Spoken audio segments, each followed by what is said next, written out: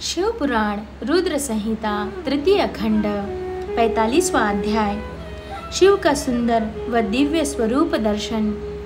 ब्रह्मा जी बोले, हे नारद, उस समय जब देवी मैना ने विष्णु जी के सामने इस प्रकार शर्त रखी, तब मैंने तुमको भगवान शिव के पास जाने का आदेश दिया। तुमने वहां जाकर उनकी स्तुति की और उन्हें संतुष्ट किया। तब तुम्हारी बात मानकर तथा देवताओं का कार्य सिद्ध करने की इच्छा से भगवान शिव ने प्रसन्नता पूर्वक अद्भुत, उत्तम और दिव्य रूप धारण कर लिया। उस समय भगवान शिव कामदेव से भी अधिक रूपवान लग रहे थे। उनके सुंदर रूप लावण्य को देखकर तुम प्रसन्न होते हुए तुरंत देवी मैना के पास उन्हें यह शुभ समाचार देने के लिए चले गए। वहां पहुंचकर जहां देवी मैना बैठी थी, उन्हें देखकर तुम बोले, हे शैलराज की पत्नी और पार्वती की माता मैना, आप चलकर स्वयं भगवान शिव के सुंदर और मनोहरी रूप का दर्शन कर लें। यह समाचार पाकर देवी मैना की प्रसन्नता की कोई सीमा न रही। वे आपको अपने साथ लेकर भगवान शिव के दर्शन करने के लिए गई। वहां पहुंचकर मैना ने भगवान शिव के परम आनंददायक सुंदर रूप के दर्शन किए। शिव जी का मुखारविंद करोड़ों सूर्यों के समान तेजस्वी, सुंदर एवं दिव्य था। उनके विशाल मस्तक पर चंद्रमा सुशोभित था। सूर्य ने उनके सिर पर छत्र धारण कर रखा था। भगवान शिव प्रसन्न मुद्रा में थे। वे ललित लावण्य से युक्त मनोहर गौरवर्ण चंद्रलेखा से अलंकृत होकर बिजली की भांति चमक रहे थे। विष्णु सहित सभी देवता एवं ऋषि मुनि उनकी प्रेम पूर्वक सेवा कर रहे थे। उनके शरीर पर दिव्य अलौकिक सुंदर वस्त्र व आभूषण शोभा पा रहे थे। गंगा और यमुना चंवर झुला रही थी और अणिमा आदि 8 सिद्धियां मुग्ध होकर नाच गा रही थी। इस प्रकार भगवान शंकर सुंदर व दिव्य रूप धारण करके बारात लेकर हिमालय की घर की ओर आ रहे थे। उनके साथ साथ मैं, विष्णु जी तथा देवराज इंद्र भी विभूषित होकर चल रहे थे। उनके पीछे पीछे सुंदर एवं अनेकों रूप वाले गण, सिद्ध मुनि व समस्त देवता जय जयकार करते हुए चल रहे थे। समस्त देवता इस विवाह को देखने के लिए बड़े ही उत्कंठित थे और अपने परिवार के साथ शिवजी के विवाह में सम्मिलित होने के लिए आए थे।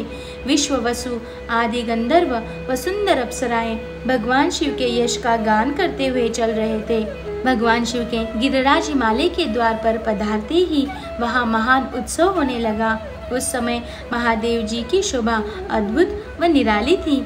उनका सुंदर विलक्षण रूप देखकर पल भर के लिए मैना चित्रलिखित सी हो रही थी।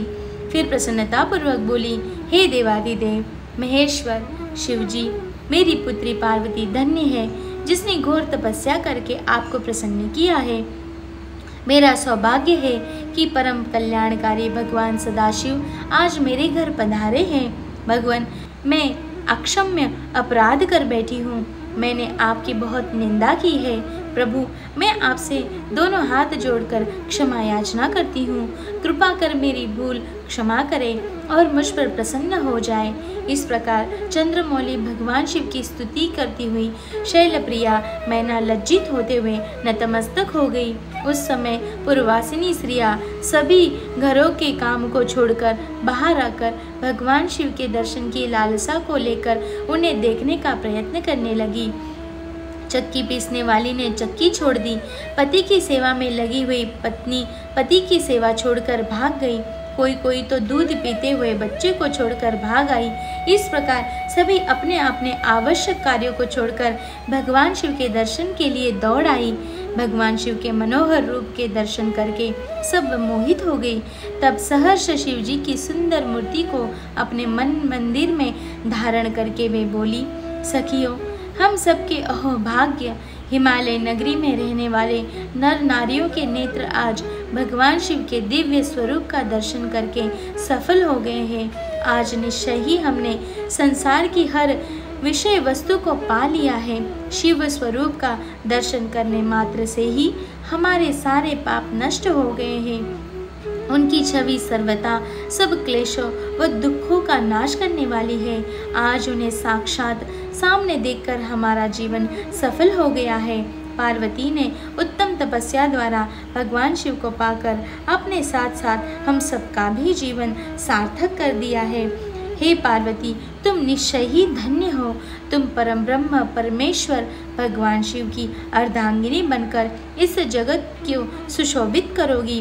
यदि विधाता पार्वती शिव का इस प्रकार मेल न कराते तो निश्चय ही उनका सारा परिश्रम निष्फल हो जाता।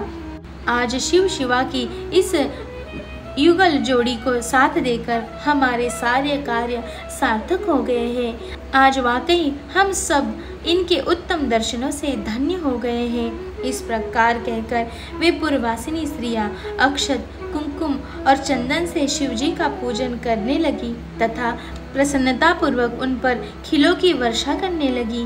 वे स्त्रियां देवी मैना के पास खड़ी होकर उनके भाग्य और कुल की सराहना करने लगी। उनके मुख से इस प्रकार शुभ व मंगलकारी बातें सुनकर सभी देवताओं को बहुत प्रसन्नता हुई। अब आगे देखते हैं विवाह कैसे संपन्न हुआ।